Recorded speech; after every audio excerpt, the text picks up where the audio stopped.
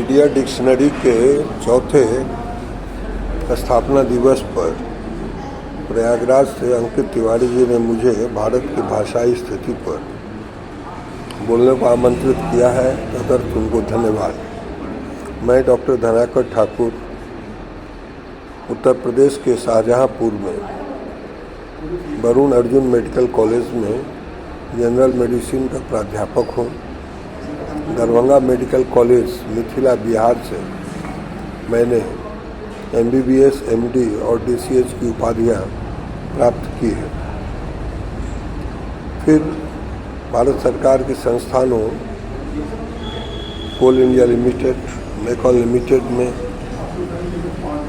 वरिष्ठ चिकित्सक का कार्य किया और प्राध्यापक के रूप में पांडिचेरी, दुर्ग, बरेली, वाराणसी में जनरल मेडिसिन का अध्यापन किया है। किंतु मेरी पहचान देश में एक दूसरी भी है और वह है अंतर्राष्ट्रीय मैथिली परिषद के संस्थापक के नाते, जिस कार्य को मैं 1992 ईस्वी से कर रहा हूँ। वाजपेयी जी के समय से ही 2004 से ही भारत के संविधान की 8वीं अनुसूची में मैथिली एक भाषा ग्रुप में मान्य है। भारत, नेपाल और बांग्लादेश में थोड़ा बहुत एक करीब 5-7 करोड़ लोगों के द्वारा बोली जाती है, जिसमें भारत के बिहार, झारखंड का देवघर तक का क्षेत्र, गंगा के उत्तर का क्षेत्र बिहार का और कुछ बांग्लादेश का सटा हुआ कटिहार, किशनगंज से सटा हुआ क्षेत्र, वहाँ मैथिली बोली जाती है। महाकवि विद्यापति को इसके एक महान कवि के रूप में माना जाता है। यद्यपि मैथिली का शिलालेख 10वीं शताब्दी का चंपारण जिले से मिला है और मैथिली की लिपि में हुआ है, जिस लिपि में काफ़ी बंगला और असमी, उड़िया वगैरह भी कही जा सकती है कि उसी से निकली है। मैथिली संस्कृत की निकटतम भाषाओं में एक है और यजुर्वेदी संस्कृत के अनुसार हम 100 को बहुत जगह पर ख बोलते हैं। मैथिली एक समन्वय की भाषा है।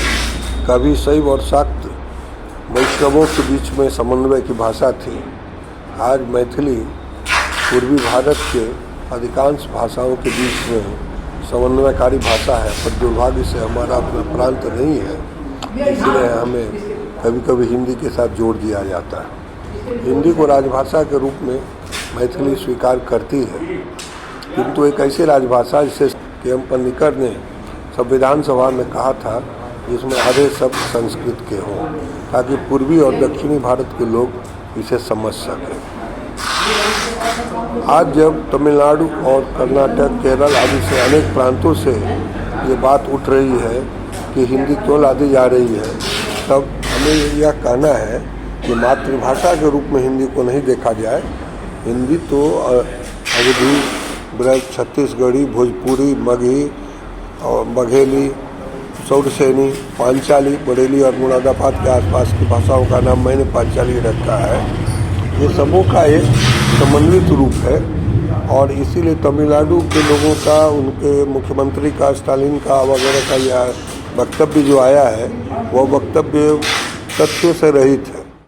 जो लोग ये बोलते हैं कि अंग्रेजी के बिना काम नहीं चल सकता, उन्हें इजराइल के और जापान के वैज्ञानिक अनुसंधानों को देखना चाहिए। मैं स्वयं 27 भाषाओं को जानता हूँ, जिसमें कि रशियन, फ्रेंच, कन्नड़ा और उर्दू की क्लासेस मैंने अटेंड करके सीखी है। हिंदी, संस्कृत तो अंग्रेजी और मैथिली तो लोग पढ़ते ही हैं, मेरी मातृभाषा है। इसलिए भाषाओं से के विविधता से ज्ञान का विकास होता है। भारत एक है, दिखता अनेक है।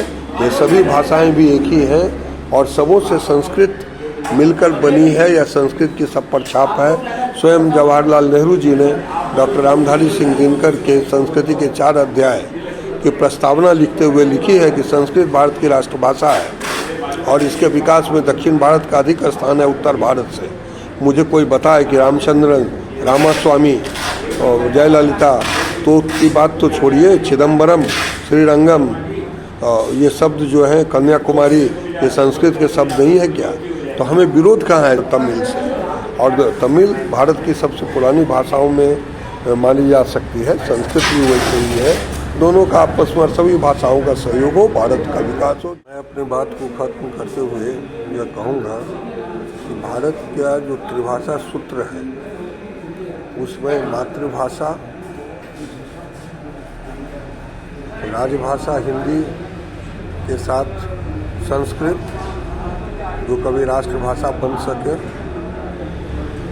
इसके लिए यह आवश्यक है कि प्रत्येक व्यक्ति अपनी मातृभाषा जनगणना में लिखावे और साथ साथ घर में एक व्यक्ति की मातृभाषा वो संस्कृत लिखावे, क्योंकि हम लोगों में से अधिकांश के नाम संस्कृत के हैं। हम जो बोलते हैं संस्कृत से काफ़ी मिलता जुलता बोलते हैं। और मातृभाषा में सभी विषयों की पढ़ाई हो, सारे सरकारी कार्य भी उसी में हो। हाँ, दो प्रांतों के बीच जब बात हो तो वो धीरे धीरे राजभाषा में हो, हिंदी में हो, जो संस्कृतनिष्ठ हिंदी हो। किंतु जो हमारे स्वस्तिवाचन हैं और जो जैसे राष्ट्रीय प्रतीक हमारा सत्यमेव जयते भी संस्कृत में ही है, तो इस तरह के सांकेतिक चीज़ें संस्कृत में हो और जिससे कि हमारी परिचय दुनिया को मिले। और यह तो विश्व भाषा है और विश्व भाषा के रूप में संस्कृत को हमको प्रतिष्ठित करना है और उस संस्कृत के अंग उपांग में सभी भारत की मातृभाषाएं धन्य